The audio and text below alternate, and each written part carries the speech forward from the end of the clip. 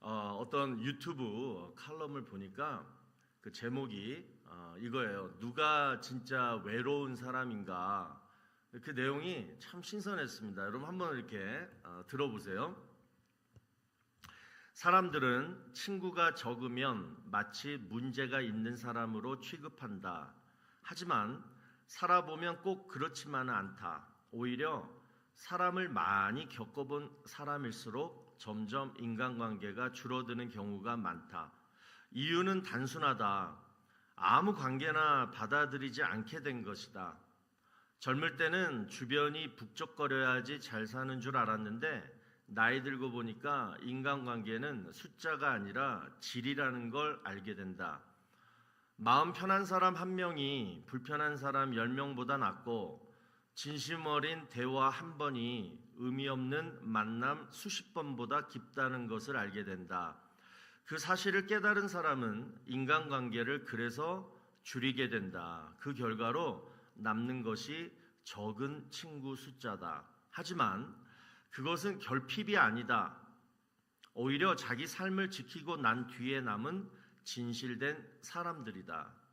혼자 밥을 먹을 수 있고 혼자 여행을 할 수 있고 혼자 있는 저녁도 견딜 수 있는 사람은 강하다. 왜냐하면 그 사람은 이미 곁에 누군가가 없어도 행복할 수 있을 만큼 자유로워졌기 때문이다. 그래서 아무도 곁에 없으면 혼자 못 사는 사람, 그 사람이 진짜 외로운 사람이다. 친구가 적은 사람이 외로운 게 아니라 진짜 외로운 사람은 혼자 있는 법을 아직 배우지 못한 사람이다. 어때요? 물론 이 내용이 뭐 정답이다라고는 할 수 없어요. 자기 성품 또는 기질에 따라서 이렇게 호불호가 있을 텐데 저는 충분히 공감을 했습니다. 특별히 어느 부분에서 공감을 했냐면 혼자 밥을 먹을 수 있고 혼자 여행을 갈 수 있고 혼자 있는 저녁도 견딜 수 있는 사람은 강하다. 왜냐하면 그 사람은 이미 곁에 누군가가 없어도 행복할 수 있을 만큼 자유로워졌기 때문이다. 저는 솔직히요 몇 년 전만 해도 혼자 식당에서 밥을 못 먹었어요.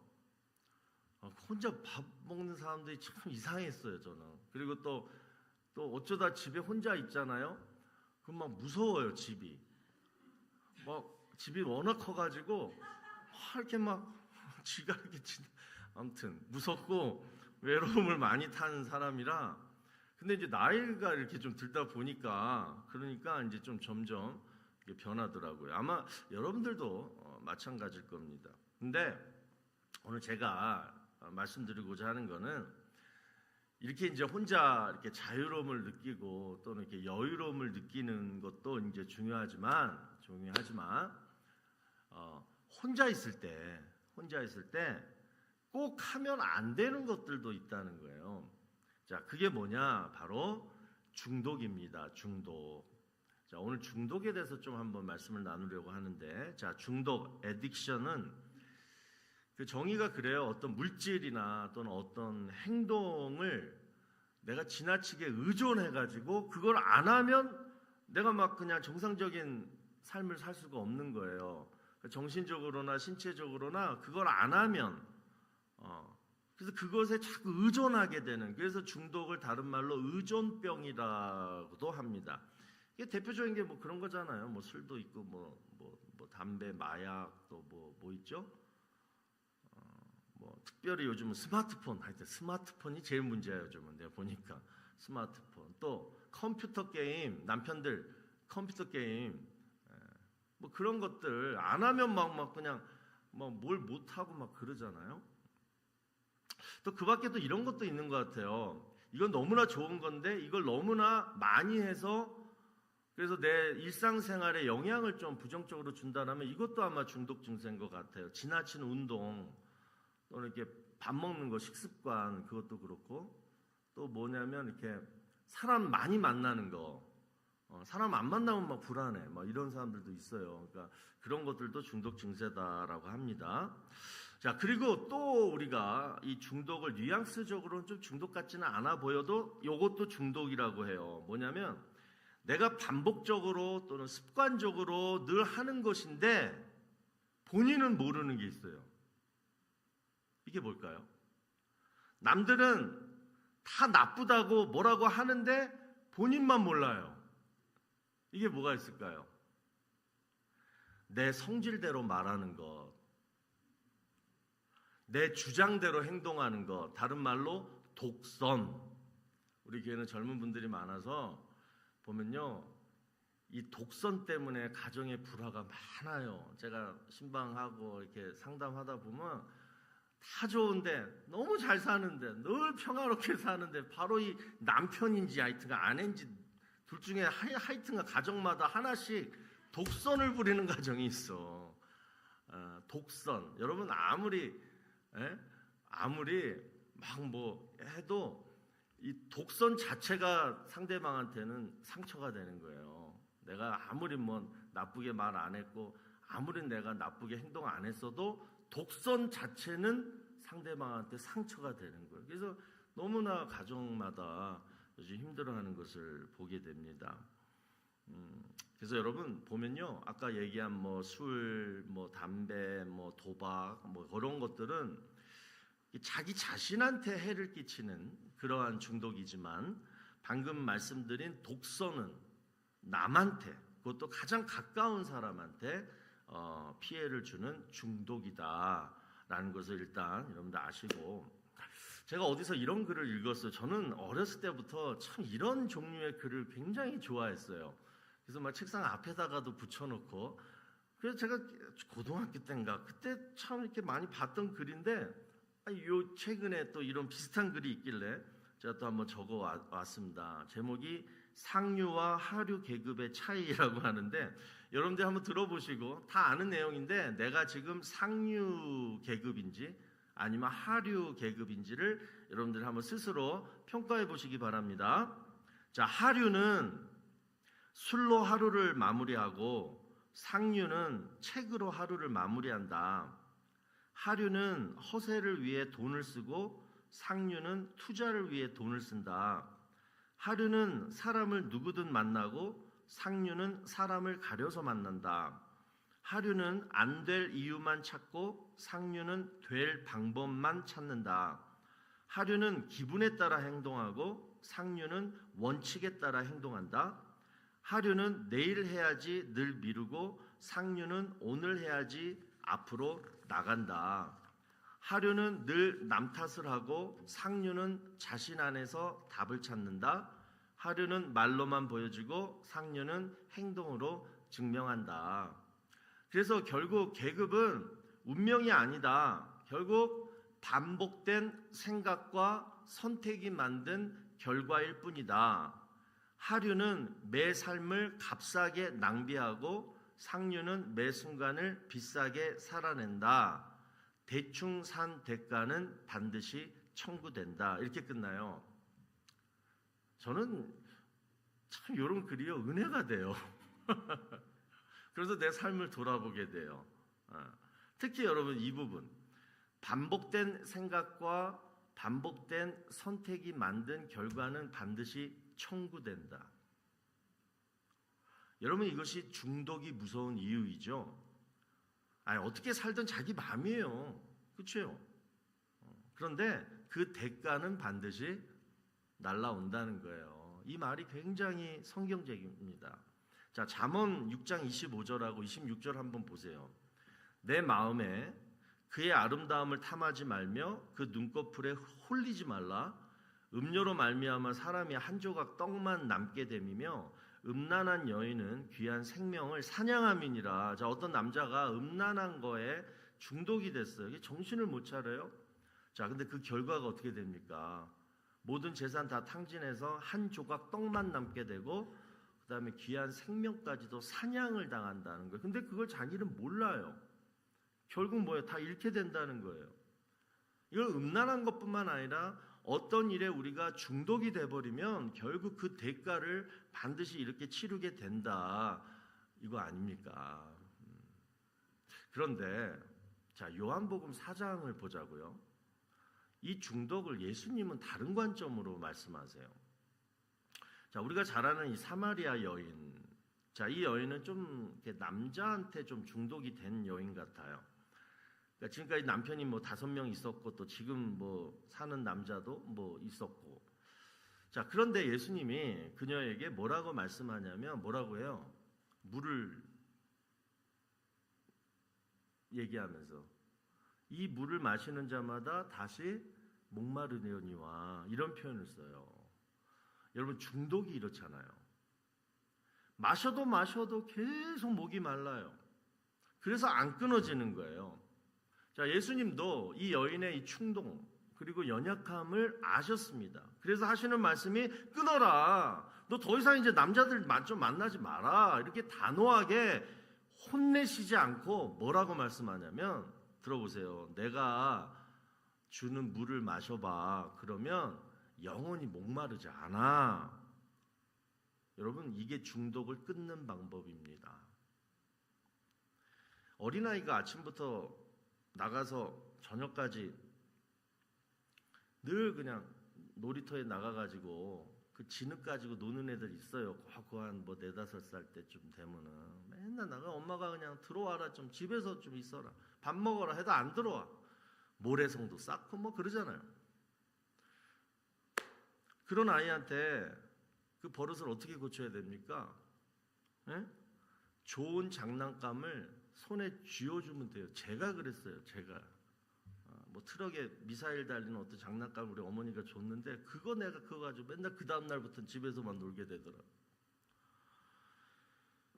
여러분, 왜 우리가 자꾸 똑같은 유혹에 넘어지고 그래서 중독의 수렁에서 헤어나오지 못할까? 단순히 우리의 의지가 약해서가 아닙니다. 뭐냐면 우리 안에는 늘 갈증이라는 게 있어요. 갈증. 2가지인데 하나는 육체적인 갈증, 또 하나는 영적인 갈증.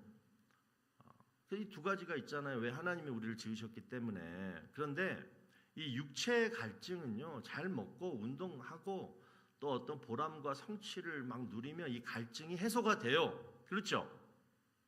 그런데 문제는 뭐냐면 이 영적인 갈증, 우리 마음, 이게 이 갈증 해소하기가 쉽지가 않아요. 이건 뭐냐? 사람은 원래 하나님과 이렇게 동행하며 살 때에 최대의 만족을 느끼게 되어 있었어요. 우리의 영이 그렇다고요. 하나님과 항상 이렇게 있어야지 만족이 돼요. 그런데 하나님이 채워줘야 될 그 자리를 내가 하나님으로 안 채우고 뭐예요? 그냥 허하니까, 갈증이 생기니까 뭐예요? 그 공간을 우린 자꾸 다른 것으로, 아까 얘기한 그런 것들로 막 채우려고 하니까 끝이 없는 거예요. 갈증의 해소가 안 되는 거예요. 그래서 이 사실을 깨달은 대표적인 사람들이 누구예요? 성 어거스틴. 또 종교 개혁했던 누구예요? 마틴 루터. 그 또 누구 있어요? 덴바인 장로교회 이영만 목사. 이 사실을 깨닫고 성직자가 된 거예요. 사실 저도. 그러니까 나는 오직 하나님 안에서만 만족을 느끼는 사람이구나를 깨달았고요. 그래서 어떤 뭐 돈, 뭐 명예, 뭐 방탕 이거 채워도 저도 다 해봤어요. 근데 그거 해도 만족이 없는 거예요. 이 공간은 그냥 하나님이 채워주셔야지 되는 거구나. 그럴 바에는 그럼 풀타임으로 그냥 하나님만 동행하면서 하는 직업 해야겠다. 그래서 제가 목사 된 거예요. 여러분, 이 사실을 깨달아야지 중독도 해결이 돼요. 예수님이 사마리아 여인에게 하신 말씀 이제 한번 보세요. 요한복음 4장 14절입니다. 내가 주는 물을 마시는 자는 영원히 목마르지 아니하리니 내가 주는 물은 그 속에서 영생하도록 솟아나는 샘물이 되리라. 자, 중독을 끊는 방법.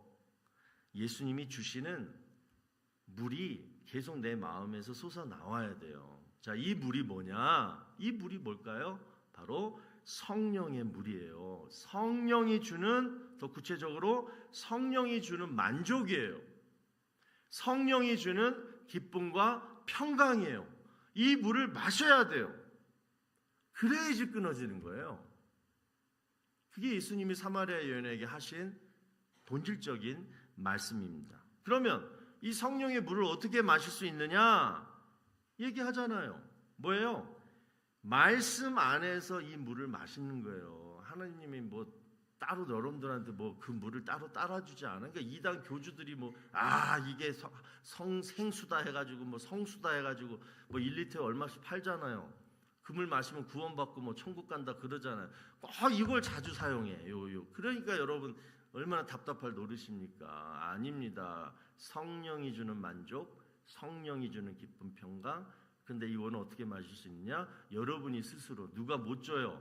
여러분이 스스로 말씀 읽고 오늘처럼 외우고 묵상하실 때 성령의 생수가 되는 거예요. 그래서 여러분들 우리 교회가 하고 있는 그 날마다 솟는 샘물 큐티가 바로 이 구절에서 나온 말씀이잖아요. 자, 여러분 중독이라는 것은 결국 내 안에 공허한 빈자리를 무엇인가로 막 채우려는 몸부림이다. 그거를 반복적으로 하는 것이 중독이다. 그러니까 결국은 뭐냐? 내가 무엇을 채우느냐에 달려있다라는 거예요. 무엇을 채우느냐에 달려있다는 거예요. 그러면 우리 하나님 믿으니까 세상 사람들이 하는 방법 따라가지 말고 성령의 생수를 내 안에 채우면 자연스럽게 더러운 그 물이 그냥 밀려나게 된다. 성령의 은혜가 우리 안에 계속 들어오면 죄의 습관과 욕망들이 점점 힘을 잃게 된다. 그래서 방법은 큐티를 하세요. 큐티 하십시오. 큐티하는 시간은 내 영혼이 그 성령의 생수를 마시는 시간이에요. 여러분 백날 술 담배 끊어보세요. 끊는다고 건강해집니까? 아닙니다. 끊었으면 그 다음 좋은 것을 먹고 운동하고 해야지 상했던 그런 부분들이 치유가 되고 회복이 되는 거 아니에요? 큐티가 바로 2-in-1이에요. 샴푸, 컨디셔너 같이 나오는 거 있잖아. 2-in-1. 똑같이 뭐예요? 끊게 하면서 더 좋아지게 만드는 거. 끊게 하면서 더 좋아지게 만드는 거. 이게 바로 큐티다. 그래서 여러분 큐티 하십시오. 큐티 하시기를 바랍니다. 중독된 사람들 특별히. 그리고 두 번째는 기도예요. 기도. 자, 오늘 본문 8절을 보시면 사도 바울도 자신의 육체의 가시를 가지고 하나님께 이렇게 기도합니다. 이것이 내게서 떠나가게 하기 위하여 내가 3번 주께 간구하였더니. 자, 여러분 어떤 일에 중독된 사람들의 공통된 특징이 있어요. 지금 바울이 기도하는 내용하고 똑같이 기도해요. 하나님 제발 이것이 내게서 떠나가게 하옵소서. 아니 여러분 기도 안 해요? 그렇게 기도하잖아요. 특히 연말 되고 막 그러면. 오늘 아침에 우리도 이런 기도를 하나님께 드렸으면 좋겠어요. 뭐 각자가 여러분들 아까 얘기했던 그런 것 중에 한두 가지는 다 중독이 돼 있을 거예요. 하나님 앞에 진실되게 기도하세요. 하나님 저는 중독자입니다. 제가 이 어떤 일에 중독이 되었습니다. 스스로 절제할 수 없는 어떤 물질, 어떤 행동, 내 입 또는 내 마음 이것 때문에 내 자신과 또는 내 주변 사람들을 힘들게 하고 있습니다. 주님, 하나님 제발 이것이 내게서 떠나가게 하옵소서. 오늘 사도 바울처럼 이렇게 기도하시고 그래서 여러분 치유의 은혜가 오늘 이 시간부터 제 삶 속에서 계속 이렇게 좀 나타나지기를 주의 이름으로 축원합니다. 자, 그러면 첫 번째로 우리가 생각해 봐야 할 것이 이거예요. 이 육체의 가시, 이 마음의 가시, 이 중독 증세를 이제 내가 어떻게 바라볼 것이냐 이걸 먼저 생각을 하고 그 다음에 뭘 하자고요. 이 중독 증세를 어떻게 바라볼 것이냐. 자, 성경에는 두 가시가 나와요. 첫 번째 가시는 창세기 3장 18절에 나오는 보세요. 땅이 내게 가시덤불과 엉겅퀴를 낼 것이라 이렇게 얘기합니다. 최초의 가시가 저거예요.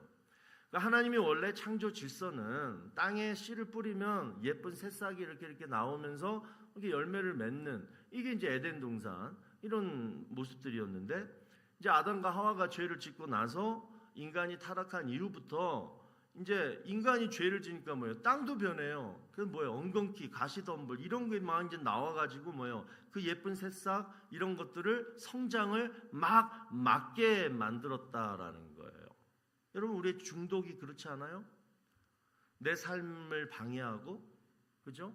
그다음에 내 믿음 생활을 방해하고 내 삶의 안정을 막 흐트러 놓는 그 가시, 엉겅퀴, 그게 지금 여러분이 중독된 그것들 아닙니까?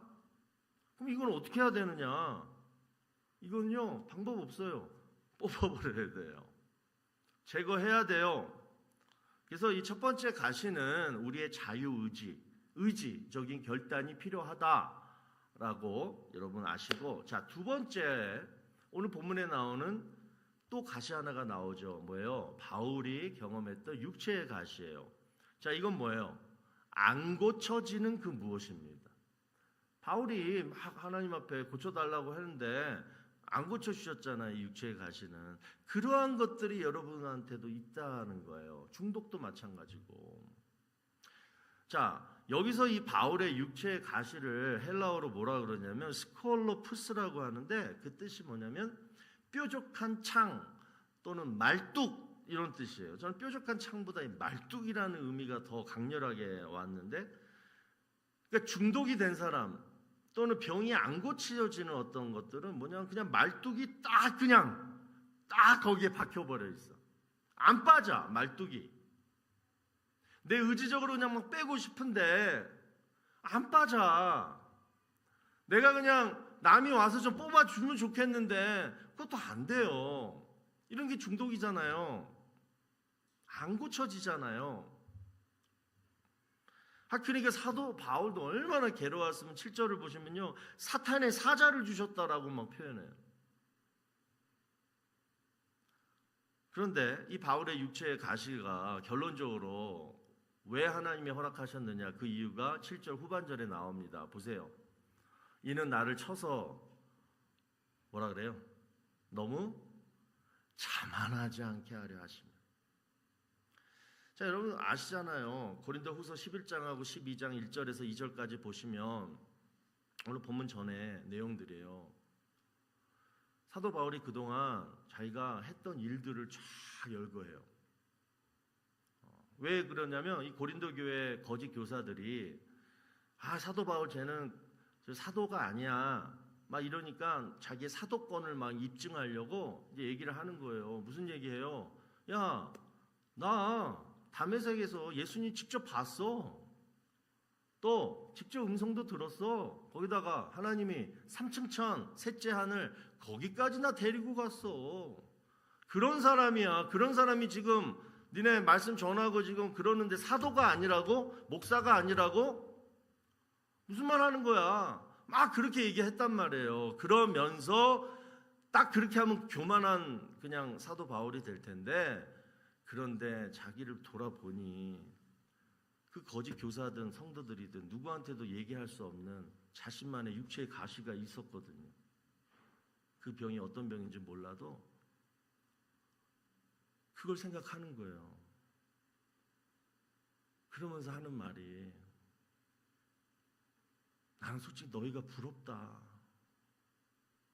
나 하나님 위해서 이렇게 수고하고 힘쓰고 애써도 하나님이 이 병 나 안 고쳐주시고 나 그것 때문에 이렇게 힘들어 하는데, 그래서 오랜 시간 참 고민 많이 했는데, 그런데 결론은 하면서 하는 말이 7절이에요.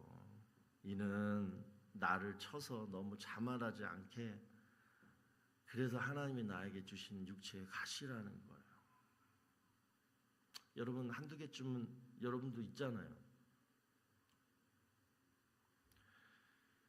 여러분이 하나님이 고쳐주시지 않으면 내가 어떻게 해볼 수 없는 그 정신적인 또는 육체적인 또는 내 삶의 또는 어떤 사람까지도, 그러한 가시들은 왜 하나님이 나에게 허락하셨는가를 우리 크리스찬들은 반드시 정의를 내려야 돼요. 그게 뭡니까? 네 몸을 아프게까지 하면서, 네 정신을 힘들게 하면서, 그것 때문에 네가 고통받는 거 알면서까지 하나님이 그것을 주신 이유가 뭐냐? 딱 이거예요. 절대로 너는 나 하나님 곁을 떠나지 말라요. 하나님이 택하신, 하나님이 늘 함께 하시겠다, 택하신 하나님의 자녀에게는 이러한 훈장이 있는 거예요. 흔적이 있는 거예요. 그래서 늘 하나님의 도우심과 힘을 의지하도록 내 평생 살아가도록 만드신 하나님의 특별한 사랑인 줄로 여러분 믿으시고, 나는 왜 이런 게 있을까? 그것 때문에 원망하지 마시고 힘들어하지 마시고, 오히려 뭐예요? 그냥 감사할 때가 있잖아요. 이것 때문에 감사할 때가 있어요. 자, 그래서 여러분, 우리가 이 중독 증세를 오늘 이 두 관점으로 한번 다시 정리해 보자고요. 하나는 뭐냐? 자유의지로, 내 의지로 정말 이 나쁜 거 끊어보자. 이건 정말 나나 내 주변, 내 자녀들, 내 가정에 너무 안 좋은 거다. 그래서 이 중독을 뭐예요? 고통으로 느껴야 돼요. 아직 이 고통으로 느끼지를 않으니까 그냥 계속 하는 거예요. 고통으로 느껴야지 끊어지는 거예요. 그 다음 두 번째, 그래도 안 되면 그때부터는 진짜 정말 하나님 붙들고 그냥 도움을 구하셔야 돼요. 진짜 하나님 의지해서, 하나님, 절대 하나님 없이는 제가 절대 끊을 수 없습니다. 이 중독 때문에 제가 하나님 더욱더 의지하겠습니다. 하나님 없이 살 수 없는 이 죄인 좀 살려달라고 이 간절함으로 여러분 기도하셔야 돼요. 여러분, 이런 노력 해보셨어요? 이런 노력 안 해보고서 나는 왜 이렇게 이것 때문에 힘들어, 뭐 이것 때문에, 그건 아니잖아요. 내 의지적인 결단, 두 번째는 정말 하나님 붙들고 의지해서 도움을 구하는 것까지, 이 두 가지까지를 여러분 하셔야 돼요. 그래야지 여러분의 삶이 새로워지고 그 다음에 여러분 가정이 행복해지는 줄로 믿습니다. 특별히 우리들은 그렇게 해야 돼요. 자녀들이 보잖아요. 자, 그리고 이제 두 번째 우리가 살펴볼 것은, 하나님을 의지하게 하기 위해서 주신 이 육체의 가시를 우리 좀 더 삶 속에 적용을 좀 해봤으면 좋겠어요. 자, 바울이 육체의 가시를 빼달라고 하나님한테 간절히 기도했더니 하나님이 들려준 음성 9절 보세요. 나에게 이르시기를 내 은혜가 내게 족하도다. 이는 내 능력이 약한 데서 온전하여집니다. 우리 다 아는 말씀이잖아요. 하나님이 우리를 온전하게 만드시기 위해서. 그래서 어느 때는 이 중독이라는, 또는 이 약한 가시에 찔려서 내가 피 흘리고 막 아파할 것을 알면서도 허락하신다. 왜냐? 아까는 뭐예요? 하나님을 의지하라고 했잖아요. 이번에는 이거예요. 내 나약함을 알라고, 내 나약함을 인정하라고. 여러분은 언제 제일 자신의 나약함을 가장 강하게 느끼십니까? 이거잖아요. 첫 번째, 끊어야 되는데 끊지 못하는, 그리고 후회할 때, 그때 자신의 나약함을 느끼잖아요. 이걸 뭐 우리 아마 킨더가든 애들부터 느낄 거예요. 또 이제 장성해서 나 때문에 다른 사람들이 고통받는 것을 보면서 순간 내가 왜 이걸 못 참았지? 오늘 또 내가 잘못했구나. 알면서도 뭐예요? 고치지 못하는 나 자신. 그래서 남들이 힘들어하는 것을 보면서 더 자신의 나약함을 느낄 때도 있어요. 그리고 세 번째, 이것도 있어요. 선교사요 그 탐험가였던 데이빗 리빙스턴이 그 아프리카에서 그 선교에 한참만 매진하고 뭐 사람들로부터 존경을 받을 때쯤에 어느 날 이제 자기를 칭찬하는 사람들 앞에서 이제 이런 얘기를 했다고 합니다. 한번 보세요. 인생을 항해하는 배가 균형을 유지하며 끝까지 안전하게 갈 수 있는 비결은 바로 배 밑에 있는 바닥짐 때문이다. 자, 밸러스트라고 하죠. 옛날 뭐 세월호 참사 사건 났을 때 이것 때문에 뭐 얘기도 있었잖아요. 그러니까 이 바닥짐이라는 게 뭐냐면 이제 배가 전복되는 것을 막기 위해서 배 밑바닥에다가 뭐 돌이나 물 같은 것을 채워 넣어요. 그래야지 이제 깊은 먼 바다를 항해할 때 이게 밸런스 있게 유지하면서 이제 가도록 만드는 것을 바닥짐, 밸러스트라고 합니다. 자, 그런데 이 리빙스턴에게 바닥짐이란 무엇이었냐? 그분 얘기가 바로 자신의 아들이었다는 거예요. 집 나간 아들, 돌아오지 않는 아들.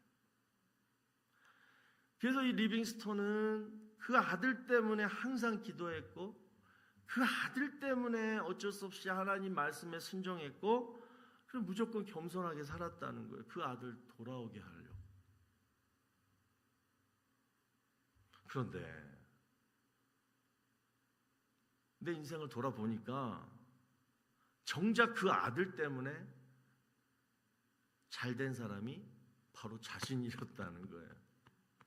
그 아들 때문에 하나님 앞에 조심조심히 살다 보니까 지금까지 먼 항해를 균형 있게 안전하게 여기까지 올 수 있었다라는 거예요. 여러분에게 지금 바닥짐, 밸러스트는 무엇입니까? 여러분의 병든 자녀입니까? 해도 잘 안 되는 비즈니스 사업입니까? 또 뭐가 있을까요? 우리 모두에게는 최소한 한두 가지씩은 다 이 바닥짐이 있을 거예요. 내 힘으로 도저히 바꿀 수 없는, 이룰 수 없는, 해결할 수 없는 그 무엇이 반드시 있습니다. 그런데 왜 그것이 내 인생에 있을까? 하나님이 내 인생 흔들리지 않고 중심 딱 잡고 하나님만 바라보며 겸손히 그것 때문이라도 살게 하시려고. 그래서 아무리 제가 생각해봐도 만약에 그것조차 없다면 우리가 과연 지금 하나님 옆에 붙어 있을까? 그것조차 없다면 우리가 과연 신앙생활 할 수 있을까? 그래서요, 하나님은 정말 하나님이 구원하신 하나님의 자녀들에게는 꼭 연약한 것들을 허락하세요. 절대 우리 힘으로, 우리 마음대로 하나님 없이 살 수 있도록 그런 완벽한 삶을 절대 주지 않아요. 가정도 마찬가지예요. 여러분 성품도 마찬가지예요. 또 중독 증세도 그래서 허락하시는 거예요. 하나님 의지해서 살라고. 여러분의 그 연약함 때문에 긴 항해 조심조심히 살다가 믿음 잃지 않고 천국 오라고. 그래서 주신 것이 바로 바닥짐이다. 그래서 오늘 우리가 고백해야 할 것은 오늘 본문 10절이에요. 사도 바울처럼 이 고백을 우리가 해야 돼요. 그러므로 내가 그리스도를 위하여 약한 것, 내 연약한 것, 능욕, 내가 계속 막 실수해가지고 그 부끄러움도 당했잖아요. 또 궁핍, 내가 중독 증세로 아까처럼 막 재산도 탕진하고 또 박해, 공고 이런 것까지도 내가 지금 기뻐할 수 있는 것은 뭐냐? 그것 때문에 내가 약해져서 그 연약함을 내가 인정해서 그래서 뭐예요? 강함 대신 우리 하나님만 의지하고 그분 옆에 딱 붙어서 겸손하게 살 수 있게 만들어 주셨으니까 감사하자, 기뻐하자. 그렇게 우리가 봐야 될 것 같아요. 말씀을 맺습니다. 우리 각자는 다 자기의 연약함 때문에 괴로워해요. 연약하지 않은 사람 한 명도 없어요. 그런데 그 연약함을 내가 어떻게 볼 것이냐. 물론 연약함은 좋은 거 아니에요. 뽑아야 되고 없애야 되고 치유해야 됩니다. 그러나 그 연약함이 지금 내 안에 또 내 곁에 있는 동안만큼은 하나님이 뽑아주시기 전까지는 이렇게 생각하라는 거예요. 왜 하나님은 이런 가시를 나에게 주셨을까? 한탄 원망만 하지 마시고 그렇군요 하나님. 하나님이 내 신앙에 유익함을 주시기 위해서 경고망동하지 말라고 내 인생의 가장 밑바닥에 이 바닥짐으로 이것을 저에게 허락하셨군요. 믿으시고요. 믿으시고 한쪽으로는 계속 하나님 이 가시 제거해달라고 끊게 해달라고 여러분의 의지적인 결단으로 또는 하나님께 도움을 구하시면서 가시고 또 하나는 어떻게 하라고요? 하나님 이것 때문에라도 저는 하나님 의지하겠습니다.